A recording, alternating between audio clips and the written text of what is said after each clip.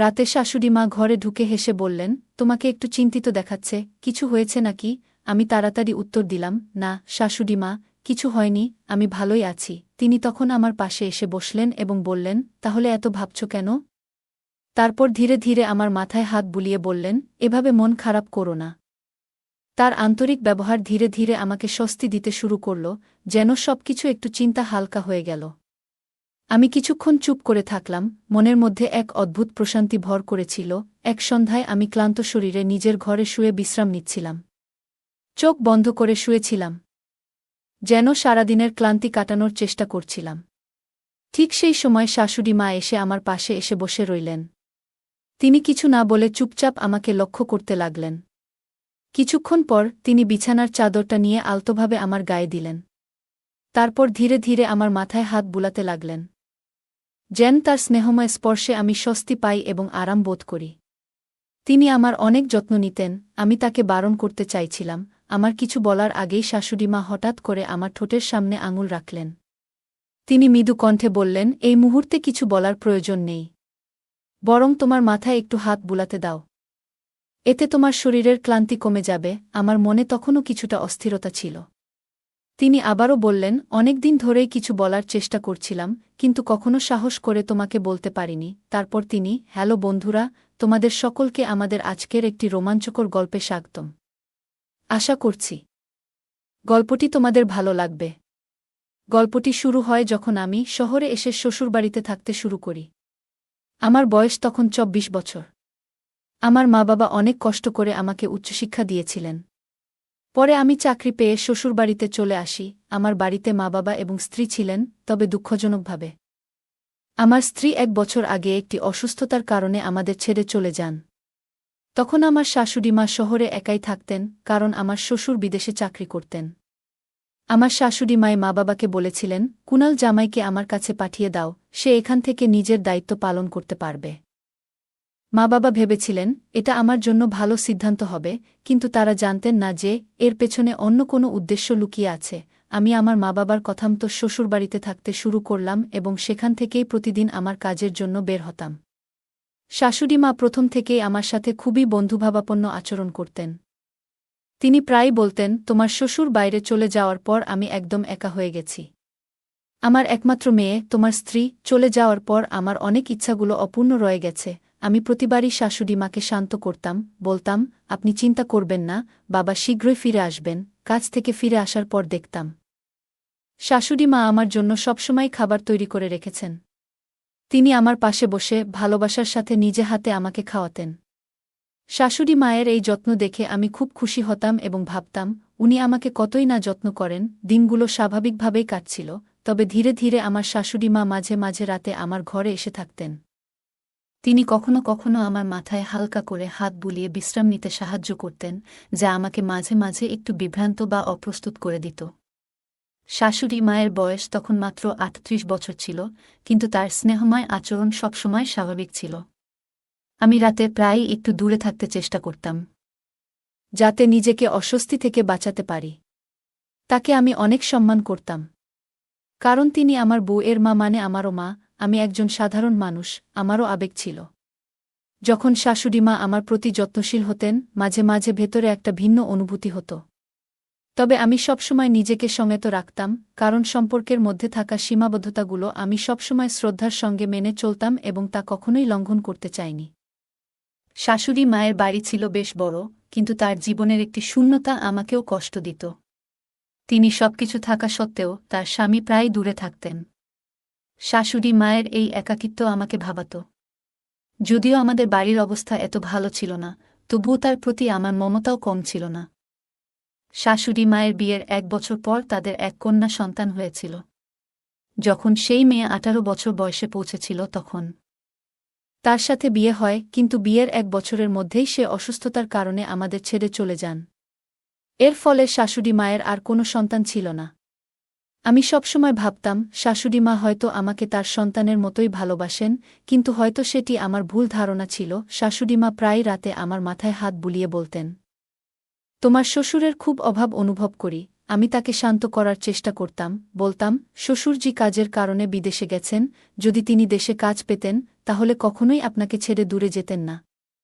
যখন তিনি ফিরে আসবেন তখন আপনার সব চিন্তা দূর হয়ে যাবে। শাশুড়িমা সব কথা শোনার পরও মাঝে মাঝে বলতেন, তুমি কি আমার কিছু আশা পূরণ করতে পারবে না? আমি সবসময় বিনয়ের সাথে উত্তর দিতাম, শাশুড়িমা, আমি তো সবসময় আপনার পাশে আছি, যে কোনো সময় কিছু দরকার হলে বলবেন। তবে তিনি হয়তো অন্য কিছু বোঝাতে চাইতেন, যা আমি তখন সঠিকভাবে বুঝতে পারতাম না। যদি আমি আগেই তার ইঙ্গিতগুলো বুঝতে পারতাম, তবে হয়তো ভবিষ্যতে এত জটিল পরিস্থিতিতে পড়তে হতো না। এক গ্রীষ্মের দিনে আমি কাজ থেকে একটু তাড়াতাড়ি বাড়ি ফিরেছিলাম।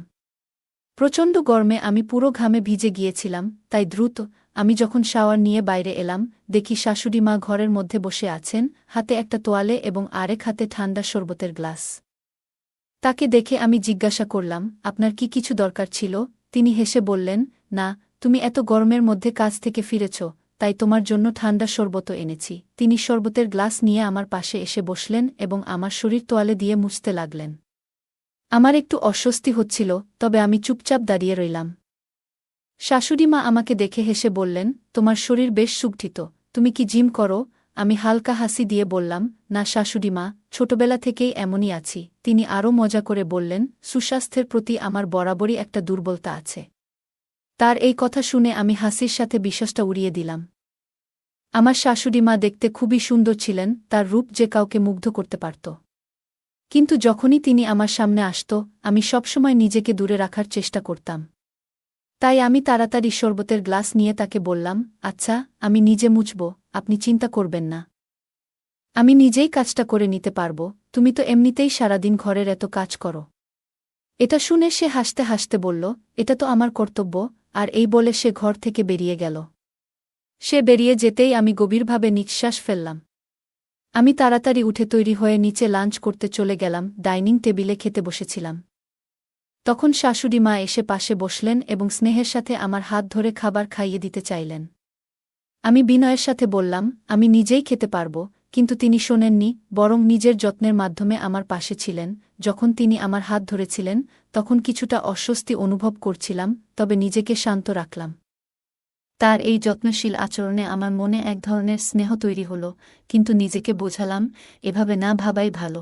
এরপর শাশুড়ি মাকে বললাম, আমার পেট ভরে গেছে, এবং দ্রুত উঠে নিজের ঘরে চলে গেলাম। আমার এই আচরণে হয়তো শাশুড়ি মা একটু অপ্রসন্ন হলেন, কারণ রাতের বেলা তিনি আমার ঘরে এসে জানতে চাইলেন, তুমি ঠিক আছো তো? তুমি কি আমার উপর রাগ করেছ? আমি বললাম, না না, এমন কোনো কথা নয় শাশুড়িমা। তারপর তিনি আমার পাশে এসে বসলেন এবং হাসিমুখে বললেন, তাহলে ব্যাপারটা কি? এই বলে তিনি আলতো করে আমার চুলগুলোকে স্নেহের সাথে হাত বোলাতে লাগলেন। তিনি আমার মাথায় আলতোভাবে হাত বুলিয়ে দিতে লাগলেন, যেন আমার সারা দিনের পরিশ্রমের ক্লান্তি একটু কমে। অফিস থেকে ফিরে এসে আমি সবসময় একটু ক্লান্ত থাকতাম। আমি চোখ বন্ধ করে শুয়েছিলাম, আর এটা দেখে শাশুড়িমা আস্তে করে বিছানার চাদরটা তুলে আমার গায়ে দিয়ে দিলেন আর বললেন, সব ঠিক হয়ে যাবে, বেশি চিন্তা করো না। তিনি বুঝতে চেষ্টা করছিলেন আমার মানসিক অবস্থাটা, কিন্তু আমার মনের অস্থিরতা সহজে কমছিল না। আমি তাকে ঘুমাতে যেতে বললাম। তিনি হঠাৎই আমার ঠোঁটে আঙুল রাখলেন এবং বললেন, তুমি কিছু বলো না, আমি তোমার মাথায় আলতোভাবে হাত বুলাতে চাই, এতে তোমার ক্লান্তি দূর হবে, বললেন তিনি। আমি কিছুটা অস্বস্তি বোধ করছিলাম। তিনি আরও বললেন, অনেকদিন ধরে তোমার সাথে এভাবে কথা বলার ইচ্ছে ছিল, কিন্তু তুমি কখনোই আমার অনুভূতিগুলো বুঝতে চাওনি। ঠিক সেই সময়ে আমার ফোনের রিংটোন হঠাৎ জোরে বেজে উঠল, আর সেই শব্দে আমি হঠাৎ চমকে উঠে দ্রুত ফোন হাতে নিয়ে একপাশে সরে গেলাম। আমি লজ্জিতভাবে বললাম, আমাকে ক্ষমা করবেন, আর এই বলে ফোন হাতে নিয়ে দ্রুত ঘর থেকে বেরিয়ে গেলাম। শাশুড়ি মা ঘরে বসেই আমাকে ডাকছিলেন, কিন্তু আমি তার কথার প্রতি কোনো প্রতিক্রিয়া না দেখিয়ে সরাসরি নিচে গার্ডেনের দিকে চলে এলাম। গার্ডেনে এসে আমি ভাবতে লাগলাম, যদি এই ফোন না বাজত, তাহলে হয়তো আমি নিজেই বড় বিপদে পড়ে যেতাম। আমি সিদ্ধান্ত নিলাম যে এখন থেকে আমাকে শাশুড়ি মায়ের সাথে একটু দূরত্ব বজায় রাখতে হবে। এটাই সবার জন্য ভালো হবে। এই সব ভাবতে ভাবতে আমি যখন ফোন তুললাম, তখন আমার পুরনো বন্ধু রমেশ কণ্ঠস্বর শুনতে পেলাম। সে আমাকে বলল, কুনাল, আমি তোমার কোম্পানিতেই কাজ শুরু করেছি। এবার আমরা একসাথে কাজ করতে পারব। রমেশ আমার শৈশবের বন্ধু, যে আমার গ্রামের পাশের বাড়িতেই থাকত। আমি তাকে আগেই বলেছিলাম যে আমি শহরে এসে একটা কোম্পানিতে কাজ করছি, আর আজ সে নিজেও সেই একই কোম্পানিতে যোগ দিয়েছে। তোমার চাকরি হয়ে গেলে কিছুদিন পর আমিও সেই একই জায়গায় চাকরি করব। রমেশ বলল। আমাদের শৈশবের বন্ধুত্ব ছিল খুব গভীর, আর সেই জন্যই আমরা একসাথে অনেকক্ষণ ধরে বিভিন্ন বিষয় নিয়ে কথা বললাম। এরপর আমি ফোনটা রেখে নিজের ঘরের দিকে চলে এলাম। যখন আমি ঘরে ফিরে এলাম, তখন দেখলাম শাশুড়িমা তাদের ঘরে চলে গেছেন। আমি দ্রুত নিজের ঘরের দরজা বন্ধ করে বিছানায় শুয়ে পড়লাম। আমি ভাবতে শুরু করলাম যে এখন থেকে আমাকে শাশুড়ি মায়ের সঙ্গে একটা নির্দিষ্ট দূরত্ব বজায় রাখতে হবে, কারণ এটাই আমাদের সকলের জন্য ভালো হবে। যদি কোনোভাবে এই সম্পর্কের সীমা লঙ্ঘন হয়ে যায়, তাহলে পরবর্তী সময়ে আমার জন্য বড় বিপদ হতে পারত, কারণ আমি তাকে অনেক সম্মান করি। এইসব চিন্তা করতে করতে কখন যে ঘুমিয়ে পড়লাম তা টেরই পাইনি। সকালে ঘুম থেকে উঠতে একটু দেরি হয়ে গিয়েছিল, যখন শাশুড়ি মা দরজায় টোকা দিয়ে বলছিলেন, কুনাল, আজ ডিউটিতে যাওয়ার কথা ভুলে গেছ নাকি? এটা শুনে আমি তাড়াতাড়ি সাড়া দিয়ে উঠলাম এবং ফ্রেশ হওয়ার জন্য বাথরুমে চলে গেলাম। বাথরুম থেকে ফ্রেশ হয়ে আমি সরাসরি আমার ডিউটিতে রওনা হলাম। আজ আমি কোনো নাস্তা করিনি, এমনকি শাশুড়ি মায়ের সাথেও একটাও কথা বলিনি। তিনি আমাকে পেছন থেকে ডাকছিলেন, কিন্তু আমি কোনো প্রতিক্রিয়া না দেখিয়ে বাড়ির বাইরে চলে গেলাম। কোম্পানিতে পৌঁছে দেখলাম রমেশ সেখানে আমার জন্য অপেক্ষা করছে। রমেশকে দেখে আমি খুব খুশি হয়ে গেলাম। আমরা দুজনেই আমাদের কাজে মন দিলাম। দুপুরের খাবারের সময় রমেশ আমার সাথে অনেক গল্প করল। সে হেসে বলল, আমি তো এখানে হোস্টেলে থাকি আর তুই নিজের শাশুড়ির সাথে থাকছিস, ভালোই তো মজা করছিস। তুই তো বাড়ির রান্না করা খাবারও খাস, আর আমি হোস্টেলের বাজে খাবার খেতে বাধ্য হচ্ছি। আমি মুচকি হেসে বললাম, রাতের ডিনার আমরা একসাথে করব। রমেশ বলল, কিন্তু আমি তো তোর শাশুড়ির বাড়ির ঠিকানা জানি না। আমি বললাম, এ নিয়ে তুই চিন্তা করিস না, আমি তোকে লোকেশন পাঠিয়ে দেব। দিনটা পুরোপুরি অফিসেই কাটল। সন্ধ্যায় বাড়ি ফিরে আমি রমেশকে আমার লোকেশন পাঠিয়ে দিলাম। বাড়ি এসে দরজার সামনে শাশুড়িমা আমাকে অপেক্ষা করতে দেখলেন। যখন তিনি আমার কাছে এলেন, আমি একটু দূরে সরে গেলাম, কারণ গত রাতের ঘটনাটা নিয়ে আমি খুবই বিব্রত ছিলাম। আমি লজ্জায় মাথা নিচু করে বললাম, আজ সন্ধ্যায় আমার একজন বন্ধু আসছে। যদি সম্ভব হয় তুমি তার জন্যও রাতের খাবার তৈরি করে দিও। সে হোস্টেলে থাকে। শাশুড়িমা হাসি মুখে বললেন, তুমি চিন্তা করো না, আমি তোমাদের দুজনের জন্যই ভালো করে ডিনার তৈরি করে দেব। তুমি আমার সাথে কথা বলছো না কেন? শাশুড়িমা বললেন। আমি কিছু না বলে দ্রুত নিজের ঘরের দিকে চলে গেলাম। সন্ধ্যায় যখন আমার বন্ধু রমেশ আমাদের বাড়িতে এলো, তখন দরজা শাশুড়িমাই খুললেন। আমি তখন বাথরুমে ছিলাম। যখন বাইরে এসে দেখি রমেশ আর শাশুড়িমা সোফায় বসে হাসিমুখে গল্প করছে। তাদের এভাবে কথাবার্তা বলতে দেখে আমি একটু অবাক হয়ে গেলাম। তারপর রমেশ আমাকে মজা করে বলল, তোর শাশুড়ি তো খুবই মজার মানুষ, এখানে থাকলে তো তুই বেশ ভালোই আছিস। ওর কথা শুনে আমার মনে এক অদ্ভুত অনুভূতি হল। গত রাতের ঘটনাগুলো মনে পড়ে আমি আবার একটু মন খারাপ হয়ে গেল। কিন্তু আমি দ্রুত সেই ভাবনাগুলো ঝেড়ে ফেলে দিলাম এবং রমেশের সাথে গার্ডেনে গিয়ে গল্প করতে শুরু করলাম। কিছুক্ষণ পর শাশুড়িমা আমাদের জন্য নাশতা নিয়ে এলেন। রমেশ আর শাশুড়িমা একে অপরকে দেখে একটু হাসি দিল। নাশতা রেখে শাশুড়িমা আবার নিজের ঘরের দিকে চলে গেলেন। রমেশের সাথে গল্প করতে করতে হঠাৎ আমার ফোন বেজে উঠল। ফোনটা বাড়ি থেকে এসেছিল। আমি কথা বলতে বলতে নিজের ঘরে চলে গেলাম। আমার মা-বাবা আমার খোঁজখবর নিচ্ছিলেন এবং বললেন, অনেক দিন হয়ে গেল, তোর সাথে তেমন কথা হয়নি। আমি মা-বাবার সাথে ঠিকমতো কথা বলতে পারিনি, তাই প্রায় 15-20 মিনিট ধরে ফোনে তাদের সাথে কথা বললাম। কথা শেষ করে যখন বাইরে এলাম, তখন দেখলাম গার্ডেনে শাশুড়ি মা আর রমেশ একসাথে বসে মিষ্টি কথোপকথনে মগ্ন। আমি তাদের কাছে গিয়ে দাঁড়াতেই তারা দুজনেই হঠাৎ চুপ করে গেল। রমেশ আমার দিকে তাকিয়ে মুচকি হেসে বলল, ভাই, এখন আমি উঠি। আমি তাকে বললাম, তুই তো ডিনার করিসনি, খেয়ে তারপর যাস। সে হেসে বলল, আন্টি এত ভালো নাশতা খাইয়েছে যে আমার পেট একেবারে ভরপুর, আর ডিনার করতে পারব না। আরেকদিন এসে খাবো। এই বলে সে দ্রুত বেরিয়ে গেল। রাতের খাবার আমি আর শাশুড়িমা একসাথে খেলাম, কিন্তু আমরা একে অপরের সাথে বিশেষ কোনো কথা বলিনি। ডিনার শেষ করে আমি চুপচাপ নিজের ঘরে চলে গেলাম এবং দরজাটা ভেতর থেকে লক করে দিলাম, যাতে শাশুড়িমা আমার ঘরে আর না আসেন। এরকমই আমার দিনগুলো কেটে যাচ্ছিল। আমার আর রমেশের বন্ধুত্বও অনেক ঘনিষ্ঠ হয়ে উঠেছিল। আমরা প্রায়ই দুপুরের খাবার এবং রাতের খাবার একসাথে খেতাম, আর কখনো কখনো রমেশ আমার বাড়িতে থেকে যেত। এক রাতে রমেশ আমার ঘরে আমার সাথে শুয়েছিল। হঠাৎ গভীর রাতে আমার প্রচণ্ড পিপাসা পেল, তাই আমি উঠে বসে দেখি রমেশ পাশে নেই। আমি ভাবতে শুরু করলাম, সে রাতের বেলায় কোথায় গেল। আমি যখন পানি নিতে কিচেনের দিকে গেলাম, দেখি রমেশ শাশুড়ি মায়ের ঘরের বাইরে দাঁড়িয়ে তার সাথে গল্প করছে। আমি কাছে যেতেই বশির আমাকে বলল, আমার খুব পিপাসা পেয়েছিল, তাই আমি পানি নিতে উঠেছিলাম। পথে তোমার শাশুড়িমা আমাকে দেখলেন এবং কথা বলতে শুরু করলেন। আমি মুচকি হেসে বললাম, ঠিক আছে, আমি কিচেন থেকে পানি নিয়ে আসছি। পানি নিয়ে যখন ফিরে এলাম, তখন তাদের কথাও শেষ হয়ে গিয়েছিল। রমেশ আবার আমার সাথে ঘরে ফিরে এলো। আমি যখন বিছানায় শুয়েছিলাম, তখন আমার মনের মধ্যে একটু অস্বস্তি হতে লাগল। আমি যখনই শাশুড়িমা এবং রমেশকে একসাথে কথা বলতে দেখতাম এবং তাদের কাছে যাওয়ার চেষ্টা করতাম, তখন তারা হঠাৎ চুপ হয়ে যেত। তবে আমি ভাবলাম হয়তো আমি কিছু বেশি ভাবছি। তাই সেই চিন্তাটা মাথা থেকে সরিয়ে দিয়ে চুপচাপ ঘুমিয়ে পড়লাম। পরের দিন যখন আমি ডিউটিতে গেলাম, দেখি রমেশ আসেনি। আমি ওকে ফোন করলাম, আর ও বলল যে সে গ্রামের কাজে গেছে। রমেশ ছাড়া আমারও কাজের মধ্যে মন বসছিল না। সন্ধ্যায় যখন আমি বাড়ি ফিরলাম, দেখি শাশুড়িমা অনেক মজাদার খাবার তৈরি করেছেন। আমি মজার ছলে জিজ্ঞাসা করলাম, আজ আপনি এত খাবার কেন তৈরি করলেন? তিনি হাসিমুখে বললেন, আজ মন চেয়েছিল, তাই বানিয়ে ফেললাম, কিন্তু খাবারের পরিমাণ দেখে মনে হচ্ছিল যেন ৩ জনের জন্য খাবার বানানো হয়েছে। যদিও বাড়িতে আমরা শুধু দুজন ছিলাম, আমি আর শাশুড়িমা। তবে আমি আর কোনো প্রশ্ন করিনি এবং চুপচাপ নিজের ঘরের দিকে চলে গেলাম। রাতে আমি শুয়ে পড়লাম, কিন্তু হঠাৎ গভীর রাতে শাশুড়ি মায়ের ঘর থেকে কোনো শব্দ আসতে শুরু করল। রাতে আমি শাশুড়ি মায়ের ঘর থেকে কিছু শব্দ শুনতে পেলাম। আমি ভাবলাম হয়তো উনি ফোনে শ্বশুর মশাইয়ের সঙ্গে কথা বলছেন, কারণ উনি অনেক দিন ধরে বাইরে আছেন। শাশুড়ি মায়েরও কিছু ব্যক্তিগত কথা থাকতে পারে, এটাই ভেবে আমি বিষয়টি নিয়ে বেশি চিন্তা না করে আবার ঘুমিয়ে পড়লাম। এইভাবেই আমার দিনগুলো কাটছিল, কিন্তু রমেশকে ১ সপ্তাহেরও বেশি সময় হয়ে গেল। সে এখনও ফিরে আসেনি। রাতের বেলা শাশুড়ি মায়ের ঘর থেকে আসা শব্দগুলো আমাকে বেশ অস্থির করত, কিন্তু আমি ভাবতাম উনি হয়তো নিয়মিত ফোনে কথা বলছেন, তাই আমি বিষয়টি উপেক্ষা করতাম। প্রতিদিন সকালে আমি রমেশকে ফোন করার চেষ্টা করতাম, কিন্তু সে ফোন কেটে দিত। আমি মনে করতাম হয়তো সে কোনো কাজে ব্যস্ত। ধীরে ধীরে রমেশের কোনো খবরই পাচ্ছিলাম না।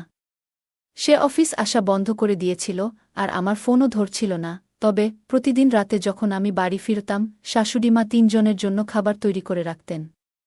আমি যখন তাকে জিজ্ঞাসা করতাম, উনি কিছু না কিছু অজুহাত দিতেন। এসব ঘটনা আমাকে অনেকটা চিন্তিত করে তুলেছিল। রাত গভীর, আমি বিছানায় শুয়েছিলাম, কিন্তু হঠাৎ আমার শাশুড়ির কণ্ঠস্বর শুনতে পেলাম। তিনি কারো সাথে হাসি মুখে কথা বলছেন। কৌতূহল ভর করল, এবং মনে হলো একবার গিয়ে দেখে আসি তিনি কার সাথে এত হাসি মুখে কথা বলছেন। কিন্তু আবার নিজেকে সংযত করলাম, ভাবলাম হয়তো শ্বশুরমশাইয়ের সাথেই কথা বলছেন। এসব পারিবারিক ব্যাপারে নিজেকে না জড়ানোই ভালো, তবুও আমার মন কিছুতেই স্থির হচ্ছিল না। শেষ পর্যন্ত অর্ধ ঘণ্টা অপেক্ষা করার পর আমি আস্তে আস্তে দরজা খুলে বাইরে বের হলাম এবং পা টিপে টিপে শাশুড়ির ঘরের দিকে এগোলাম। ঘরটি ভিতর থেকে বন্ধ ছিল। আমি জানালার পাশ দিয়ে উকি দিয়ে দেখলাম শাশুড়ি মশাই কারো সাথে কথা বলছেন। আমি শুনতে পেলাম তিনি বলছেন, তুমি তো ভালোই কুণালকে বোকা বানালে। নিজের নাম শুনে আমি বিস্মিত হলাম এবং ভাবতে লাগলাম, এই মানুষটি কে হতে পারে। আমি একটু এগিয়ে উকি দিয়ে তাকালাম, আর দেখলাম আমার পুরনো বন্ধু রমেশ সেখানে দাঁড়িয়ে আছে। তাকে দেখে আমি একেবারে অবাক হয়ে গেলাম। রমেশ হাসিমুখে শাশুড়ি মায়ের সাথে কথা বলছিল, আর বলছিল, আপনার সৌন্দর্য সবসময় আমাকে মুগ্ধ করেছে। এই দেখে আমি হতভম্ব হয়ে গেলাম এবং বুঝতে পারলাম পরিস্থিতি কিছুতেই স্বাভাবিক নয়। রমেশ আমার অনেক ভালো বন্ধু ছিল, কিন্তু শাশুড়ি মায়ের প্রতি তার এই আচরণ আমাকে অবাক করেছিল। রমেশ বলছিল, কুণালকে আমি মিথ্যে বলছি যে আমি গ্রামের কাজে গিয়েছি। তাদের দুজনের কথা শুনে আমি পুরো ঘটনা স্পষ্টভাবে বুঝতে পারলাম। সবকিছু পরিষ্কার হয়ে গেল। আমি দ্রুত রাগে ফেটে পড়ে দরজার দিকে গেলাম। দরজার কড়া খোলা ছিল, তাই আমি এক ধাক্কায় সেটি খুলে ফেললাম। রমেশ আমাকে দেখে হতবাক হয়ে গেল। সে বলল, কুণাল, তুমি এখানে? আমি বললাম, এটা আমার প্রশ্ন করার কথা। তুমিই বলো, তুমি এখানে কি করছো, তাও এমন রাতে, আমার শাশুড়ির সাথে? রমেশ কিছু বলার চেষ্টা করছিল, কিন্তু আমি আর অপেক্ষা না করে তাকে চড় মারলাম। আমি বললাম, তুমি আমাকে কত মিথ্যে বলবে? তুমি তো আমার ঘনিষ্ঠ বন্ধু ছিলে। আমার সাথে এভাবে প্রতারণা করলে কেন? রমেশ মাথা নিচু করে দাঁড়িয়ে রইল। শাশুড়ি মাও চুপ করেছিল। রমেশ বলল, প্রথমবার যখন আমি তোমার বাড়িতে এসেছিলাম, তখন তোমার শাশুড়ি আমার পাশে এসে বসে আমার সাথে কথা বলা শুরু করলেন। ধীরে ধীরে তার সাথে আমার যোগাযোগ বাড়তে লাগল এবং একদিন তার নম্বরও আমার সাথে শেয়ার করলেন। এরপর থেকে আমাদের কথাবার্তা বাড়তে লাগল। এক রাতে তিনি আমাকে বাড়িতে ডাকলেন এবং বললেন, কুণালকে মিথ্যে বলো, তুমি গ্রামের কাজে গিয়েছ। তারপর থেকে প্রায় প্রতিদিনই তিনি আমাকে ডেকে আসতেন। এসব কথা শুনে আমার মাথা গরম হয়ে গেল। আমি অবাক হলাম যে শাশুড়ি কেন ৩ জনের জন্য খাবার তৈরি করতেন। রমেশ তখন বলল, বিশ্বাস করো কুণাল, এখানে আমার কোনো দোষ নেই। আমি শুধু বিভ্রান্ত হয়েছিলাম। আমি তাকে রাগের সাথে বললাম, তুমি আমাকে ধোঁকা দিয়েছ। আমি রমেশকে বললাম, আর ধোঁকার পরিণাম তুমি খুব ভালোই জানো। আজ থেকে তোমার সাথে আমার আর কোনো বন্ধুত্ব নেই। রমেশ আমার সামনে হাতজোড় করে অনুরোধ করতে লাগল, কিন্তু আমি তার কোনো কথাই শুনলাম না। রাগে ফেটে পড়ে তাকে ঘর থেকে ধাক্কা দিয়ে বের করে দিলাম। এরপর আমি শাশুড়ি মাকে বললাম, আপনি এই কাজ করার আগে একবারও ভাবলেন না? আপনি বিবাহিত, আপনার নিজের স্বামী আছে। শাশুড়ি মা কান্নাজড়িত কণ্ঠে বললেন, তোমার শ্বশুর যখন থেকে দেশের বাইরে গেছে তখন থেকে একবারও ফিরে আসেনি। সে তো ফোনেও আমার সাথে তেমন কথা বলে না। আমারও কিছু আবেগ আছে যা পূরণের জন্য একজন স্বামীর প্রয়োজন। কিন্তু যদি স্বামী সঙ্গ না দেয় তাহলে একজন নারীর আর কি করার থাকে? আমি ধীরে ধীরে শান্ত হয়ে বললাম, আমি বুঝি শ্বশুরমশাই আপনাকে সময় দিতে পারেন না। তিনি দূরে থাকেন, কিন্তু তার সবটাই তো আপনাদের জন্য। তিনি বিদেশে গিয়ে কষ্ট করছেন যাতে আপনারা এখানে ভালো থাকতে পারেন। আপনি কি কখনো ভেবে দেখেছেন কত পরিবার এমন আছে যারা টাকার অভাবে দিন কাটায়, না খেয়ে ঘুমাতে যায়? আপনাকে কখনো এমন কষ্ট সহ্য করতে হয়নি।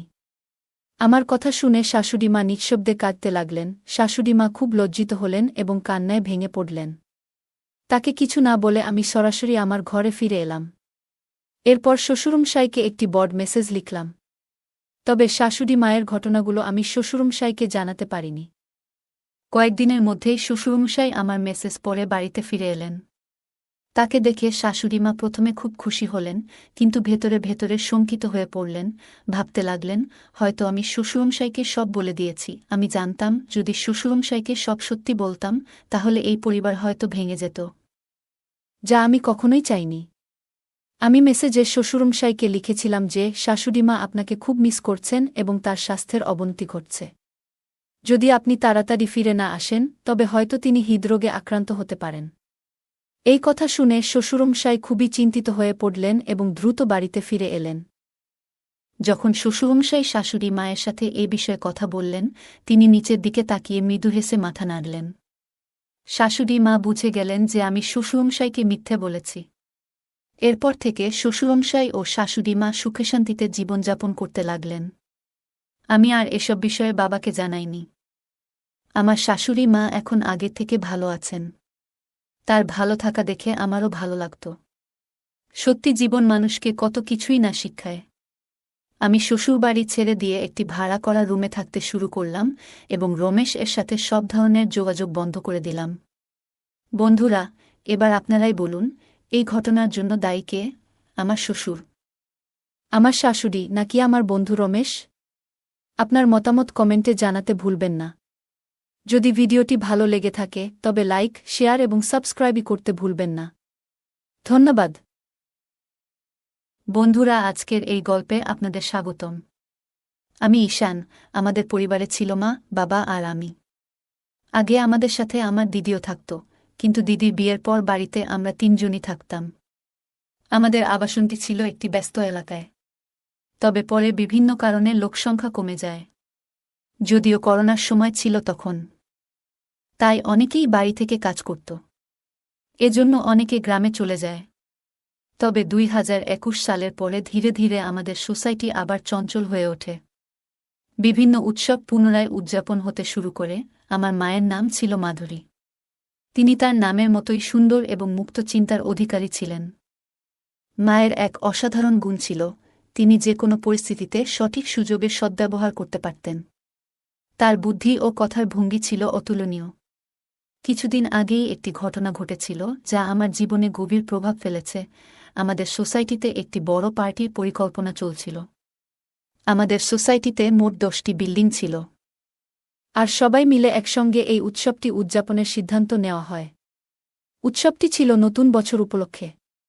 পার্টির দিন মা একটি উজ্জ্বল লাল রঙের শাড়ি আর স্টাইলিশ ব্লাউজ পরে বের হলেন। তাকে অসম্ভব সুন্দর দেখাচ্ছিল। করোনার সময় মায়ের জীবনযাত্রায় বড় পরিবর্তন আসে।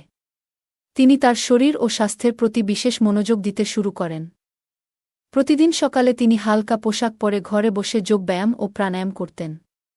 আমি মুগ্ধ হয়ে মাঝে মাঝে দূর থেকে লুকিয়ে মায়ের এই অনুশীলন দেখতাম। অনুশীলন এর সময় মাকে অনেক সুন্দর আর আকর্ষণীয় লাগত, যা আমার মনকে অনেক প্রভাবিত করত। পার্টির দিন মা ও আমি একসঙ্গে অনুষ্ঠানস্থলে পৌঁছাই। আমাদের সোসাইটির সবাই সেখানে আনন্দে মেতে উঠেছিল।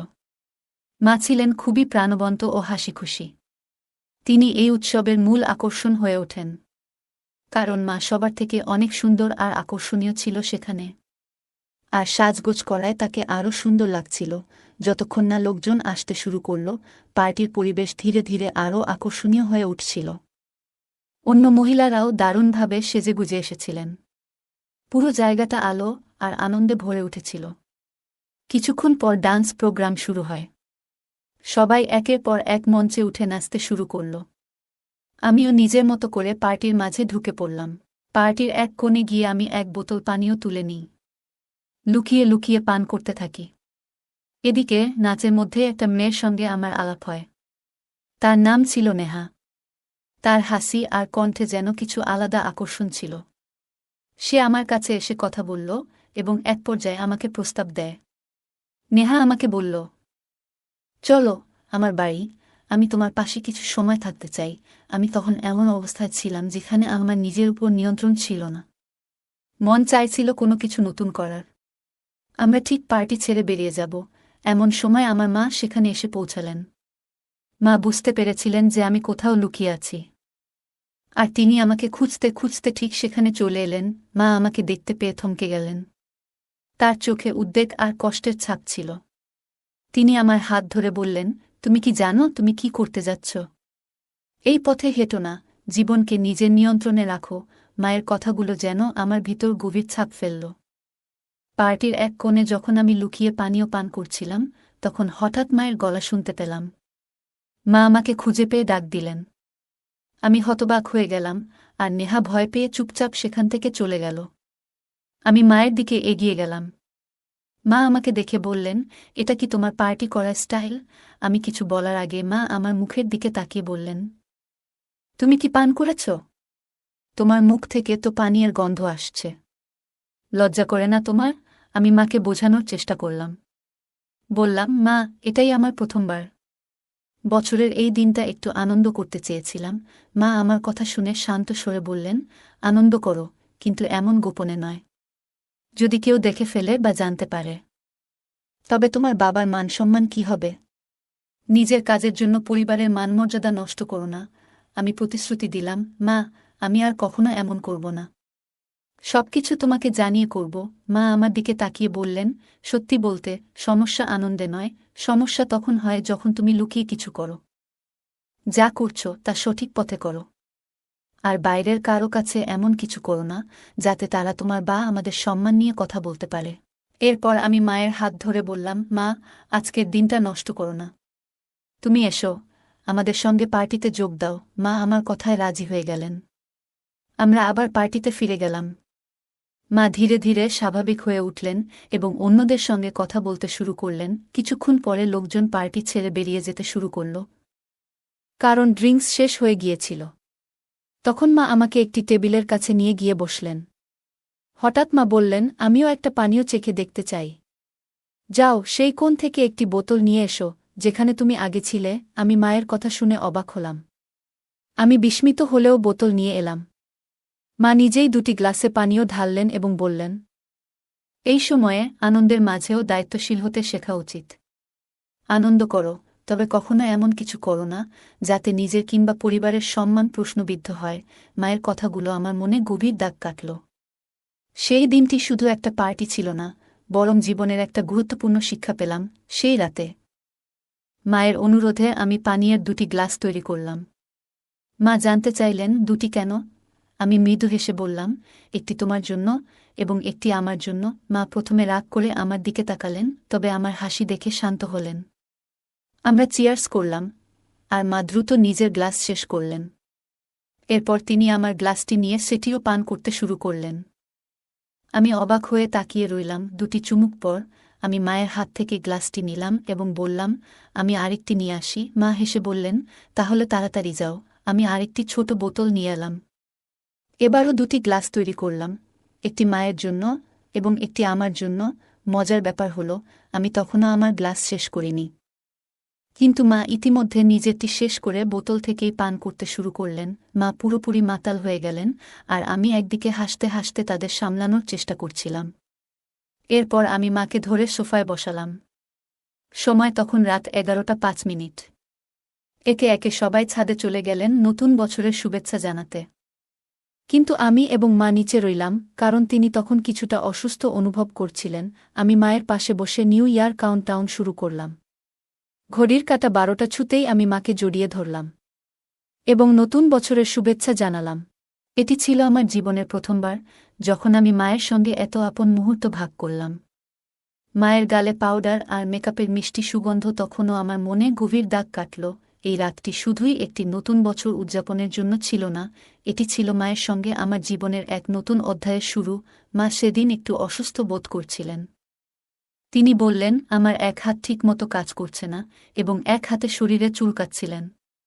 আমি দেখে বুঝতে পারলাম তিনি হয়তো একটু অস্বস্তিতে আছেন। আমি তার কাছে গিয়ে বললাম, মা, একটু বসো, আমি তোমাকে সাহায্য করছি। হঠাৎ আমার হাত তার গায়ে লেগে গেল। মা বললেন, কি হচ্ছে? একটু সাবধানে থাকো। আমি সঙ্গে সঙ্গে বললাম, সরি মা, এটা একেবারেই ভুল করে হয়েছে। মা মৃদু হেসে বললেন, ঠিক আছে, এমন ছোটখাটো ব্যাপারে চিন্তা করো না। এরপর আমি তাকে আরাম দেওয়ার জন্য পাশে বসে তার সাথে কথা বলতে শুরু করলাম। তারপর তিনি বললেন, আমি তখন থেকেই তোমাকে লক্ষ্য করছি। আমার শরীর চুলকাচ্ছিল, তাই আমি চুলকিয়েছি, কিন্তু তোমার দৃষ্টি সেদিকে চলে গেছে। তখন আমি আবার ক্ষমা চাইলাম এবং বললাম, এটা আর কখনো হবে না। তিনি বললেন, আমি তোমাকে ক্ষমা করছি না, শুধু একটু রাগ হচ্ছিল। তারপর তিনি আমাকে ঠাট্টা করে বললেন, আমার ছেলে ভয় পেয়ে গেছে, আমার ছেলে ভয় পেয়ে গেছে। তিনি ইচ্ছাকৃতভাবে এটি করছিলেন।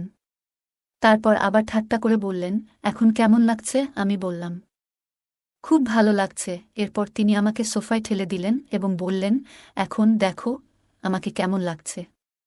আমি মাকে দেখে বললাম, মা, তোমাকে আজ খুব সুন্দর লাগছে। মা মজা করে পোজ দিয়ে বললেন, আমাকে দেখো, আমি কি মডেলের মতো লাগছি? আমি হাসি থামিয়ে বললাম, মডেল তো নয়, তার থেকেও বেশি সুন্দর লাগছে। তখন মা ঠাট্টা করে বললেন, তাহলে কি আমি সেই মেয়েটির থেকেও সুন্দর যার সঙ্গে তুমি তখন গল্প করছিলে? আমি লাজুকভাবে হেসে বললাম, মা, তুমি সবার থেকে আলাদা, তোমার তুলনা হয় না। মা হেসে বললেন, ভালো করে বলো, সত্যি কথাই বলছো তো? আমরা দুজনই হেসে উঠলাম এবং সেই মুহূর্তটা খুব আনন্দময় হয়ে উঠল। আমি মাকে বললাম, মা, তোমার তুলনা কারো সঙ্গেই করা যায় না। মা মজা করে বললেন, তাহলে বলো, সেখানে কি এত পছন্দ করেছিলে? আমি হেসে উত্তর দিলাম, কিছু না মা, শুধু মজার ছলেই কথা বলছিলাম। মা হাসি দিয়ে বললেন, সব ঠিক আছে। আজ রাতটা একটু ভিন্নভাবে শুরু করি, নতুন বছরের আনন্দে মেতে উঠি। তখন আমি মজার ছলে বললাম, তুমি কি প্রস্তুত? মা মজা করে বললেন, আর যদি প্রস্তুত না থাকি? আমরা দুজনেই হেসে উঠলাম এবং সেই মুহূর্তটা হাসিঠাট্টায় ভরে গেল। রাতে মা বললেন, তুমি কি সত্যি আমাকে সারা রাত এভাবে ধরে রাখবে? আমি মজা করে বললাম, হ্যাঁ, কেন নয়। তিনি হেসে আমার গালে মৃদু চিমটি কেটে বললেন, তোমার তো সবসময় তাড়াহুড়ো থাকে। আমি তাকে সান্ত্বনা দিয়ে তার ঘরের দিকে নিয়ে যেতে শুরু করলাম।